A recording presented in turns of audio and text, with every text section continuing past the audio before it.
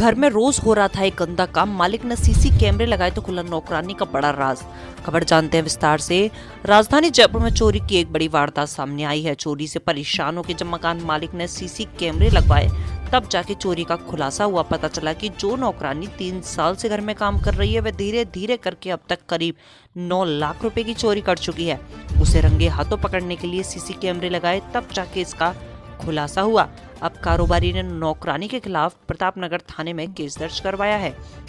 जांच कर रही पुलिस ने बताया कि प्रतापनगर में रहने वाले इंद्र कुमार बंसल के यहाँ चोरी की वारदात हुई। नौकरानी रेशम देवी करीब 3 साल से यहाँ काम कर रही थी। उसका काम खाना बनाना, झाड़ू पोछा करने का था, लेकिन कुछ दिन पहले उसकी नीयत बिगड़ी और उसने चोरी करना शुरू कर दी।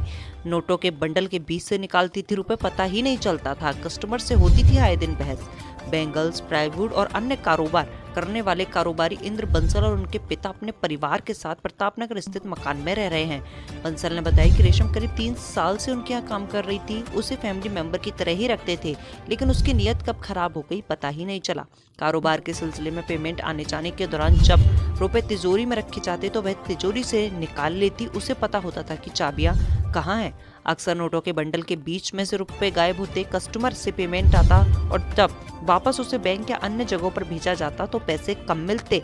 इस पर कई बार कस्टमर से बहस हो जाती, लेकिन पता ही नहीं चल रहा था कि पैसा जा कहाँ रहा है। लॉकडाउन के दौरान तो एक साथ करीब 2 लाख रुपए पार कर दिए।